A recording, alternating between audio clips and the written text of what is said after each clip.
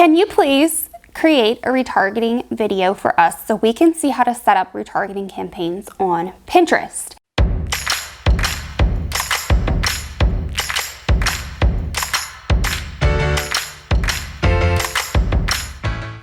Yes, I can absolutely do that for you, and today you're going to learn how to do that as well.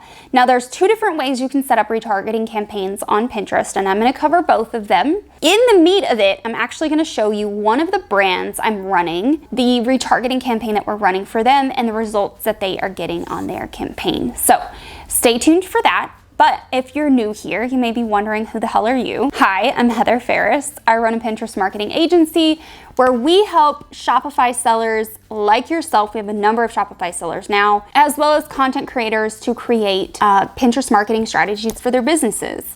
So we do everything from ads to organic, as well as strategy sessions, and we have a membership if you want to do it yourself. So we have all of the Pinterest things here. So welcome if you're new. If you're not new, thank you for joining again. I really appreciate your viewership. Let's dive right on in. What are the two ways that you can create retargeting audiences and ads on Pinterest? There are very succinctly more than two ways, but we're lumping it into option A and option B. Option A is for anyone on the platform who wants to create a retargeting audience and a retargeting ad.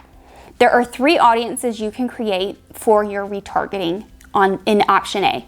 Option B is only for Shopify or e-commerce sellers that have a catalog on Pinterest. Shopify, WooCommerce generally are the big two. And option A are our audience options. Now, I'm not going to show you how to set up the audiences in this video. That's what this video was for. However, I'm going to show you how to set up the campaign with those audiences. Your three audience options in option A, available for everyone, is engagement.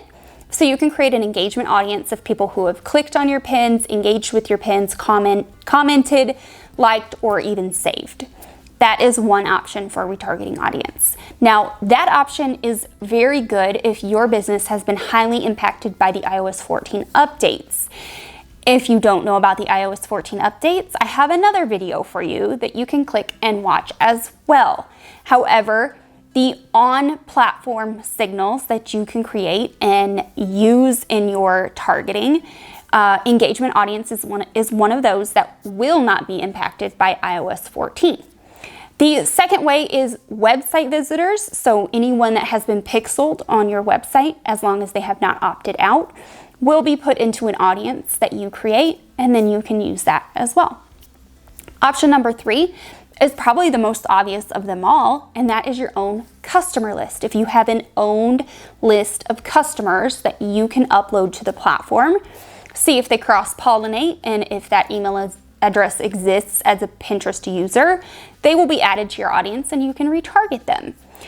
So those are the three audiences in option A. Now option B, you need no audiences. You simply need a catalog connected from your store to Pinterest. The easiest way to go about this is Shopify, because they have made it super easy, and Pinterest developed an app for Shopify.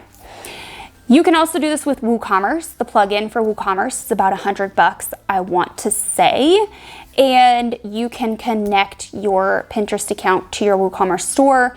It will install pixels, it'll connect your catalog, it'll do all of that. So that's option B, and then you can set up a dynamic retargeting campaign. Now, I personally, for all of my Shopify sellers, they have dynamic catalog campaigns running, and they are fantastic. I'm going to show you the results for one of those brands for June and July, just so you can see them for yourself. Let's just go ahead and dive into actually setting up these campaigns.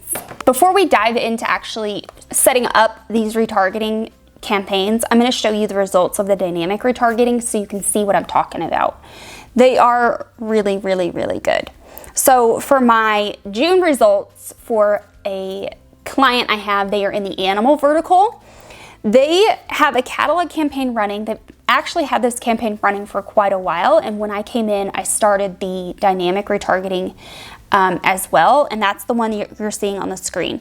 So the catalog sales shopping, in the month of June, they spent, so this was from May to June when I took the screenshot, it was 30 days. They spent $1,365 ad account wide, but only on their dynamic they spent $300. And on that campaign, they had a 7.67 ROAS. So I actually forgot to shrink the rows down so you can see the total order value, but you can do the math for yourself. 300 times 7.67, that's quite a lot of money. And in the month of July, for the same brand, you can see the catalog campaign here at the bottom. They spent $346 and we made $2,868.19 at an 8.27 ROAS. So that's pretty darn good in my own opinion, if I do say so myself. Now I've got plenty of other results that I could show you, but that's not what this video is about. This video is about showing you how to set up your campaign for your own brand. So we're actually going to start with option A, setting up a retargeting campaign, and then pretty much adding your audience is going to be the same across all three of those. So I'm just going to walk you through how to set up your retargeting campaign with option A, an audience, and option B, dynamic retargeting. So what you're going to do, if you haven't already created those audiences, you're going to go to ads and create ads and audience, and then create audience. Then once you've done that, you're going to go to create ad. Rule of thumb here that a lot of people are not aware of when they start campaigns on Pinterest, and I don't know where they're learning this, but generally speaking, I will never use a conversion campaign for retargeting on this platform because of the way that it's built. It's built by impressions, so even if someone never clicks on your pin, if they're impressed with that pin, you're paying for it. So I would rather save that kind of a budget for more of top of funnel targeting rather than bottom of funnel. Bottom of funnel, we want people that are hot and ready to buy. So I use two options: consideration, which is formerly traffic, or dynamic retargeting inside of catalog. Then you're only paying for the people who click if you're using consideration. So when you go to set up option A, you're going to choose consideration inside of the setup. You're going to name your ad. You're going to give it a budget. Now, all consideration campaigns are set up with a CBO, a campaign budget optimization. So no matter how many ad groups you add, it will spread that budget out over all of those ad groups, and whichever one performs the best is obviously going to be the hog of that budget. So give it a budget, however much you want to spend per day, and click continue. On the next screen, you can name your ad group, and then what I like to do is choose my own strategy. I just always default to choose my own. You can use one of the other two if you want. There is an option in the targeting strategy to reconnect with your customers. And if you choose that, it's going to look like this, and you can just choose engagement, site visitors, or customer list. And those were the three audiences I told you about in the beginning. So you would choose one of those existing lists that you have already pre-populated in your audiences manager. Now remember, if you just created this audience today and you're trying to set this campaign up, this platform needs 24 to 48 hours to populate your audience. So give it that time. It's going to tell you, I think in the audience builder, give it 72 hours, but I've seen them populate within 24 to 48. Choose whatever targeting option you want: engagement, site visitors, or customer list. We will choose site visitors, and then we will choose that list and click choose include list. Should already be defaulted. Area, if you want to exclude any former customers, which we would for this particular brand, because this brand only sells one product, we would exclude, so we would choose a customer list. And you can also do this inside of, if you create a site visitor with a checkout event, you can do that as well. So we would go in and find checkouts and exclude, add, and then inside of demographics, skip it, leave it wide open. Do not add keywords or interest. Do not edit your ad placement. Automatic bidding is recommended, and then you're simply going to go to the bottom, choose an ad, and click launch. That's it. You're done. Let's start this over for option B if you do a dynamic retargeting. I think I set up a dynamic retargeting campaign yesterday in a minute and a half. It's seriously so fast. So you're gonna go to catalog. So go back to create ad, and instead of choosing consideration, you're gonna choose catalog sales. Inside of catalog sales, give it a name. So typically I name them like retargeting. And then in here, this is where you get to choose from the categories on your site. So whatever catalog categories you have set up are gonna show here. So I usually choose all products and I default to shopping ad. Now you can create a collection ad and add a hero image, and that'll be the image that's shown at the top, and there will be a collection of items underneath. You have both options. I typically just always default to shopping ad. And then I choose dynamic retargeting.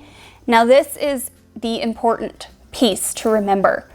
I started out when I was doing dynamic retargeting campaigns of using the start date as 60 days ago, which is what it defaults to. And I swear the thing never spent, ever. So I started doing 180 days, and now my dynamic retargeting campaigns just pop off. So 180 days for start, 0 days for end. Leave the 2 options selected for website visits and items added to cart. Then move on down, leave your demographics wide open. Leave your advanced options as all recommended. If you would like to turn on expanded targeting, you can. It really just varies based on whether your product and your imagery will be able to be matched to other similar products on the platform. Typically, I leave this unchecked. Go ahead and set your budget. Now this is billed at the ad group level. For catalog ads, you're billed at the ad group level. I do believe they are moving catalog ads in September of 2021. Possibly catalog ads, if I remember that correctly, into campaign budget optimization, but don't quote me on that. That change is not here yet.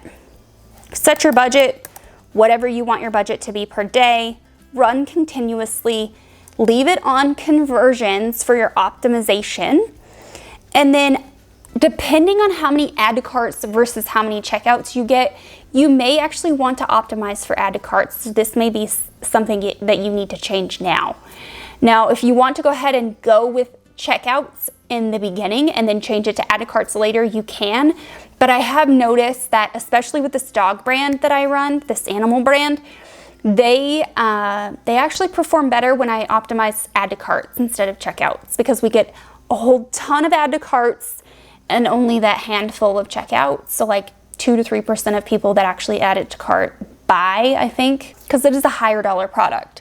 So this may be an option that you need to judge for yourself at this point. We're gonna stick with checkout for the tutorial. It's gonna be automatic bidding. You're not choosing imagery here. All you're doing at this point is clicking launch. Now, I have seen these campaigns, these dynamic campaigns, take up to 2 weeks to actually start running.